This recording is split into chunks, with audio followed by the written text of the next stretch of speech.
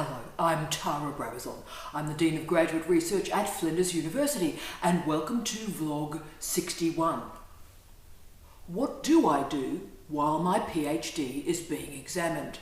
Brilliant question that comes from one of our great students currently under examination, Edwin. So Edwin, great question, great topic. Let's do this one for you. And Edwin's right to raise the complexity of what is the Australian examination process, because the Australian PhD ends with a whimper rather than a bang.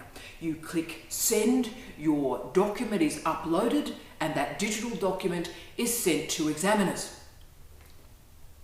And then you wait, and then you wait, and then you wait, and then you worry, and then you worry some more, and you worry some more, and then you panic. So let's stop that worry, let's stop that panic. And so in today's vlog, we have two tasks really. I'm going to talk about the examination from the perspective of the examiner, what happens when they receive that digital document, and then I want to talk about you and what you can do during this time. So Edwin, you're a legend, let's go for it. So our instruction to examiners is that they have 8 weeks to complete that examination. The wonderful Natalie Hills, hi Nat, who is our examination officer, explains to examiners you have 8 weeks to examine. And most examiners return their reports in that time, perhaps spilling out into 12 weeks or 3 months. Now, every now and again, an examiner takes longer than that, takes longer than the 3 months. And occasionally, very occasionally, an examiner does not return a report at all. And we have to approach another examiner and the 8 weeks starts again. But to put that in context, of all the examiners I've organised in the last 20 years, only one examiner never returned a report. So if it happens to you, you are really, really, really unlucky. But don't panic, we'll look after you, and we simply approach another examiner and the clock for 8 weeks starts again. So I do want to start with the examiners themselves, so you understand something of what's going on in and for the examiners while you're waiting. The first thing I would state is examination is really hard. I want you examined by the best scholars in the world, full stop. But the problem with the best scholars in the world is that they're incredibly busy, because invariably they're also fantastic teachers and are committed to teaching, they're fantastic researchers, they're committed to research, they've got a series of consultancies, and a large number of them also hold a leadership post in universities. So when these fine men and these fine women agree to examine it, they're doing it with the best will in the world. They are agreeing to examine, thinking, right, yes, I have the time to be able to do that. And yes, when a staff member accepts to be an examiner, I think we all do it in good faith. Yes, I'm going to do this. Yes, I'm going to finish it within 8 weeks. But the problem is that higher education right now is incredibly volatile. And I'll give you just some sense of this. Even in the Office of Graduate Research, we may receive an email at 9:10 in the morning, and everything we plan to do for the next 3 days is gone as we address with urgency that important email that arrived at 9:10. So we might have the best will in the world and all these things are going to happen, but when the urgent stuff arrives, we do have to handle that. So I'm not making excuses here, I'm just explaining to you the sort of events that occur for these very senior examiners. So, for example, I do my examination on weekends for that very reason. I can't rely on finding time during the week to conduct those examinations, but I can guarantee I can find 2 to 3 weekends to complete that work so I can return within 2 or 3 weeks. That's my priority. Now, a lot of examiners do that. They simply examine during the weekend and return it to you as quickly as they can. Now, I've also received a reply from a great examiner that I was organising for one of my wonderful students that's submitting shortly, and she replied to me. It was a remarkable reply. She said, "Tara, yes, I agree to conduct that examination, and I understand the stress on students, so the moment that document arrives, I will try to commence examination and get it back to you as quickly as I can, because I know the stress on the student." So there are wonderful scholars around the world like that who are intellectually generous, but there are also men and women who simply their schedule gets away from them, and just understanding how and why that happens, I think, is important for you. So also remember, when we're going, why aren't the examiners responding to the emails? Why aren't they returning their report? Remember that examiners are paid very, very little to do this work. It's incredibly important work, but they're paid very, very little to do so. And remember, your examination is being positioned into an already overstuffed Microsoft calendar. They are tired, they are exhausted, they're hardworking people, and you can understand that at the end of the day, it's 8:30 at night and they're thinking, I've got to start examining that PhD, and they're just simply too tired to do so. So just recognise that. Understand that stuff happens, life happens. And as I was talking about with Edwin, I really do understand about the delay in examination, because my research masters took 8 months to examine. Yes, 8 months. And my PhD took 5 months to examine. So I'm not talking, about opinion or vibe or what I think is going on. I understand the delay. I lived it twice. But I had the 2 best examiners, the best scholars on this planet examining my master's degree, and I had the 3 best scholars on this planet examining my PhD, and I was prepared to wait. I was prepared to take the time to get the best people to assess my work. And I received my research masters with distinction, which is a very, very rare honour at the University of Western Australia when I received it. So that was remarkable. And I received my PhD with 3 examiners, all through as straight ones. And I used these reports to get my first 3 jobs. The reports were remarkable. They stated, this is one of the great scholars of her generation. This is a person who is going to transform the humanities. So they were remarkable statements that I was able to use to get work. And this is what I talked about with Edwin, about the importance of waiting for those reports, because I was never frustrated by the delay. In fact, I simply didn't think about it. I went on with the next thing. So I submitted my research masters on the 23rd of December. I commenced my PhD on the 5th of January the following year. I submitted my PhD on Easter Thursday. I then finished the job I was in New Zealand and commenced my next job in Rockhampton in Queensland. So that's what I was doing. And I gave it everything up to the submission, so I worked incredibly hard, made it the best document I could make it through to submission, but then I let it go because I could do no more and it was in somebody else's hands. So I certainly understand why you may be frustrated, and let me explain a little bit about why it is worth the wait for these reports. Now, this is an interesting story. I've never told this story before. My research masters took so long to examine that when I brought the reports 8 months later for my PhD supervisor, my then current PhD supervisor, to read, he said to me, "Oh, I thought you simply lied, Tara, that you pulled out of the master's degree and simply enrolled in a PhD." Now, you learn a lot, I think, about my former PhD supervisor, that he thought that I lied. But that's how long the reports took to arrive. But I always remember his face when he read those master's reports by the 2 greatest scholars on the planet at that time, saying this was the best thesis they'd ever read. So I was watching his face as he was reading these reports. And it was clear that he was intimidated. I could see in real time that our power relationship was transforming.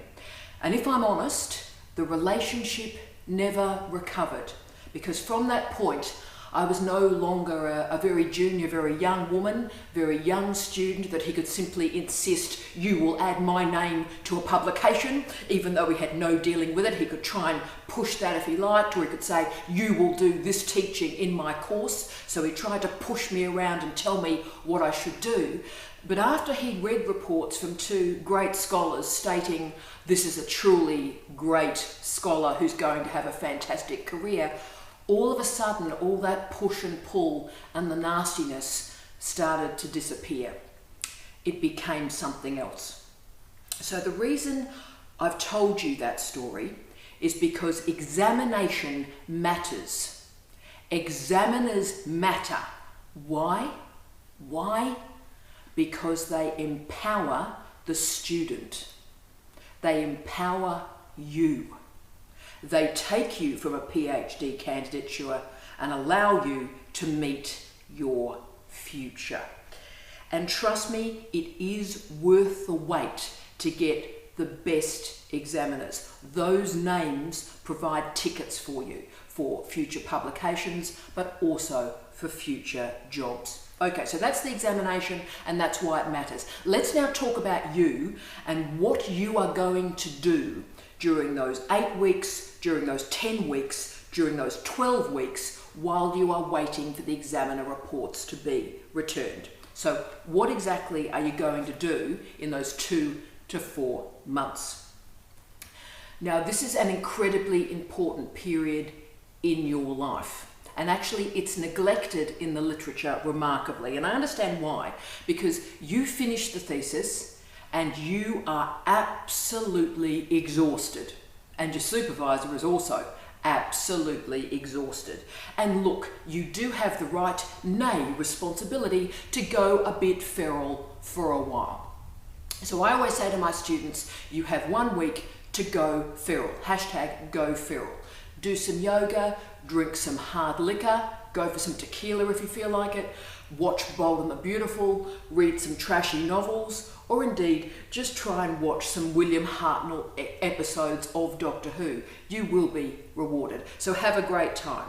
But what I'm arguing today is that that great week, that go feral period, should actually stop, and 1 week later return to your supervisor. So what I do with my students now is the week after they have submitted their PhD, we have a meeting and we plan out the next 10 weeks of their career. We put in place a publishing plan and we put in place focused attention on developing their CV. So this is about books, this is about refereed articles, this is about journalism, this is about social media. It's also about skill development and creating those employable skills. So my goal is to build visibility for my students as quickly as possible. So there's lots of phrases we use to describe this period. Post-candidature care is one of them, and my personal favourite is through care. Isn't that great? Through care. Now, the great thing about through care is that comes from the corrections literature. So it's for the prison population as they leave prisons to stop them returning to prison. So it's about through care. And I love the idea that it comes from the corrections literature and it's used for PhD students. Brilliant. So what it's stating is we have a plan from the point you are admitted into a candidature right the way through to after you've submitted your doctorate. So this is an integrated care package for you and for your future. So what I'd advise, and this is really about a partnership between you and your supervisor, is try and come up with 5 big ambitious goals for you during this examination period. So yes, it will keep you busy and it will stop you worrying about your examination, which is actually really important in and of itself. But also remember, and just if you remember nothing else out of this vlog, remember this: you can't control what examiners do. So all the worry about it has no effect at all. So don't worry about something that you can't change. But what I would do is use the time to build the CV and build the career. Come up with finite goals and give yourself weekly tasks. Really do pump out the articles. So with Sunny, we're doing a lot of experiments with her through care at the moment, and we've said to her we want an article a week. So in the 10 weeks, we want 10 articles out at least, and they are her articles, 100% her authorship. But Steve, Sunny and I are also writing other articles with her so we can get even more articles out for her during this period. We are really going for it. But also remember professional development. So this is the time to start thinking about MOOCs, nano learning, micro learning. Go to LinkedIn, do some of those short courses, start to flesh out the professional development component of your CV.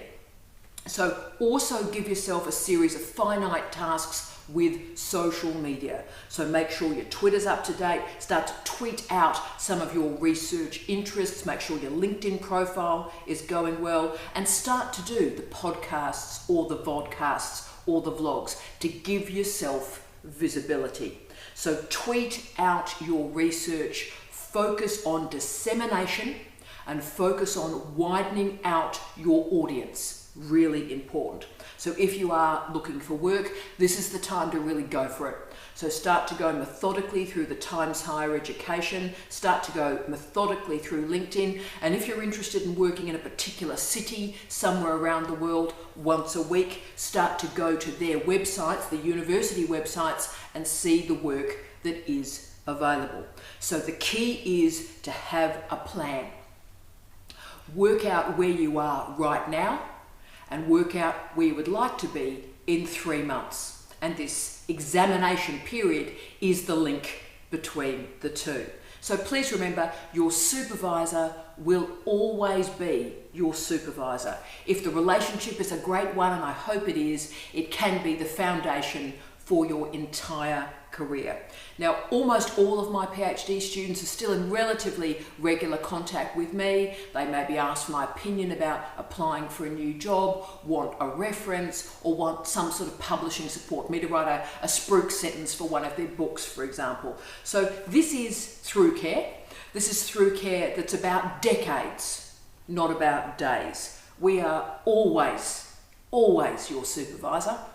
We always care for you. You are always with us in many ways. That never ends.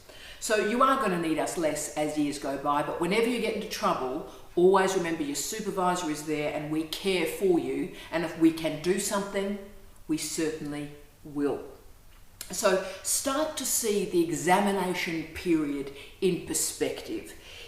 I know when you're in the middle of it, it seems really frustrating and a pain in the butt. It's like, oh, when is this going to end? I understand that. But start to fill that time with tasks that deliver you to your future. I want you to try and find a way to enjoy this liminal time, because this examination will deliver you to what I hope is an outstanding future. I wish you love, light, and peace from the egg chair. Tea out.